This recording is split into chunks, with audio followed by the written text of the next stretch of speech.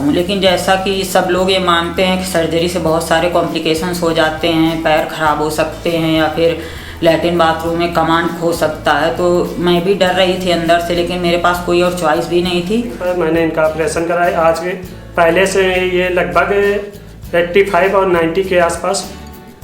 और उन्होंने जो भी प्रॉमिस किए हमसे कि वो हमको दूसरे दिन चला देंगे, खड़ा करेंगे, वो सारी चीज़ें हुई और मुझे कोई भी दिक्कत नहीं है। मेरे पैर भी आराम से काम कर रहे हैं। तो सर्जरी कोई बहुत बड़ा रिस्की काम नहीं रह गया, क्योंकि टेक्निक बहुत बढ़ चुकी है। और आप सभी लोग हिम्मत करिए, जिसको भी सर्जरी की ज़रूरत है करवाइए, क्योंकि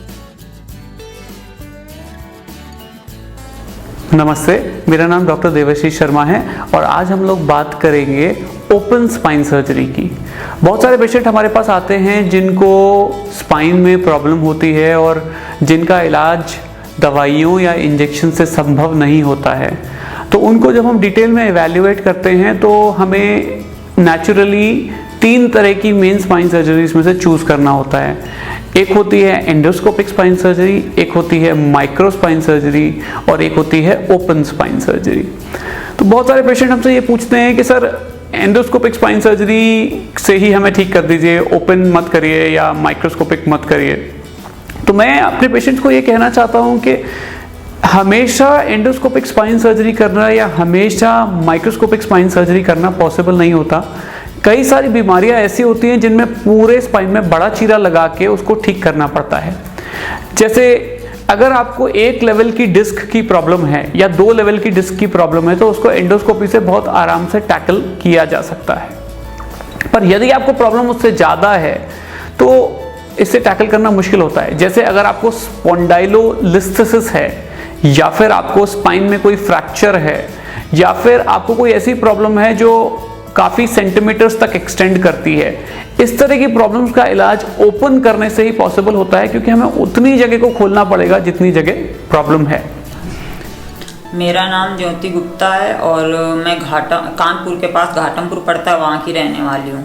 और मुझे 10 सालों से बैक पेन और दोनों पैरों में दर्द था।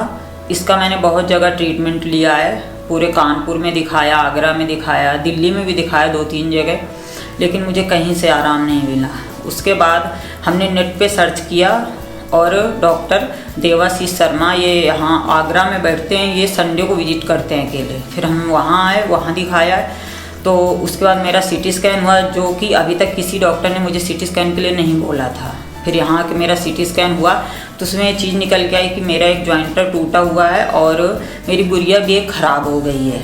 तो सर ने मुझे सजेस्ट किया कि मैं सर्जरी करा लूँ, क्योंकि सर्जरी के अलावा इसका और कहीं पे कोई भी इलाज नहीं था।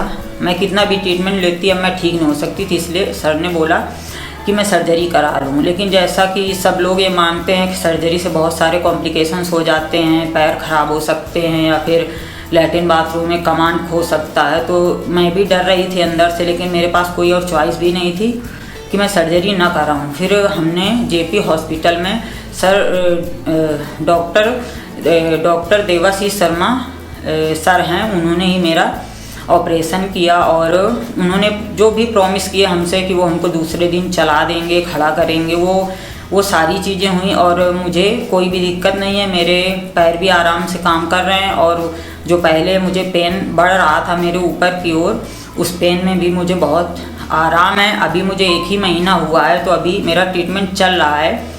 उस वजह से अभी ये तो मैं नहीं बोल सकती कि मैं 100% ठीक हूँ, लेकिन मैं पहले के अकॉर्डिंग बहुत ठीक हूँ, क्योंकि मुझे पहले बहुत सारा पेन और मेरी समस्या डे बाय डे बढ़ रही थी।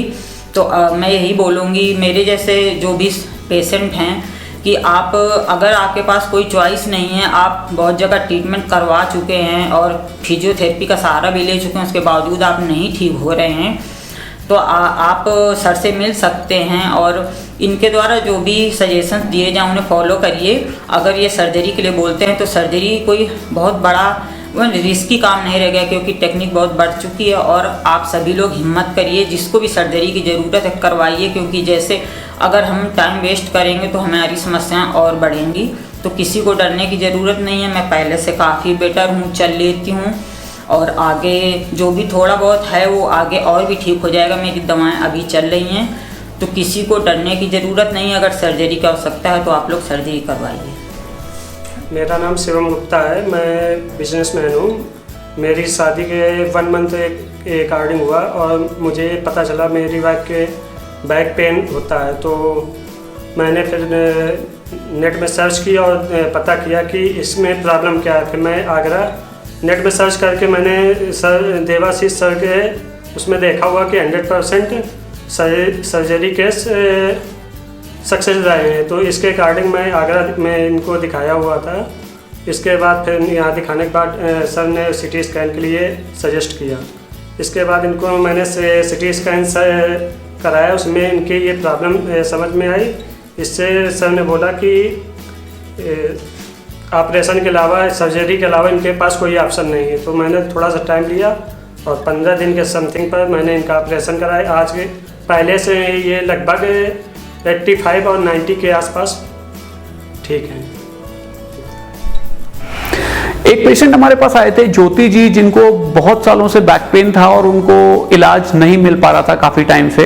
तो उनको हम लोगों ने काफ़ी डिटेल में इन्वेस्टिगेट किया और जब उनका सीटी किया तो पता चला कि उनको स्पाइन में एक फ्रैक्चर है और उसका ट्रीटमेंट अमूमन ओपन स्पाइन सर्जरी के द्वारा किया जाता है, जिसमें हम लोगों ने स्पाइन को ओपन करके उनको स्क्रू लगाए और पेच लगाए और उनकी जो डिस्क है उसको बदल दिया। ऐसा करने से स्पाइन उनकी स्टेबलाइज हो गई, फिक्स हो गई और बैक पेन उनका खत्म हो गया और जो लेग का दर्द कभी कभी उनको आता था वो भी पूरी तरह उनको खत्म हो गया। अभी तो सर्जरी को 1 ही महीना हुआ है और जैसा आप देख पा रहे हैं उनको काफी ज्यादा आराम है और अब वो आराम से चल भी पा रही हैं, बैठ भी पा रही हैं और अप्रोक्सीमेटली 80 to 90% रिलीफ वो अपने मुंह से बताती हैं। और जैसा कि उनके साथ हुआ, ऐसे ही ओपन सर्जरी से कोई डरने की बात नहीं है। आप भी ओपन सर्जरी करा सकते हैं और ओपन सर्जरी से ठीक हो सकते हैं। ऐसा बिल्कुल भी नहीं है कि ओपन सर्जरी करने से आप ठीक नहीं होंगे या इसमें रिस्क ज्यादा होता है, ऐसा बिल्कुल भी नहीं है। और यही मेरा मैसेज है आज के लिए। Thank you very much.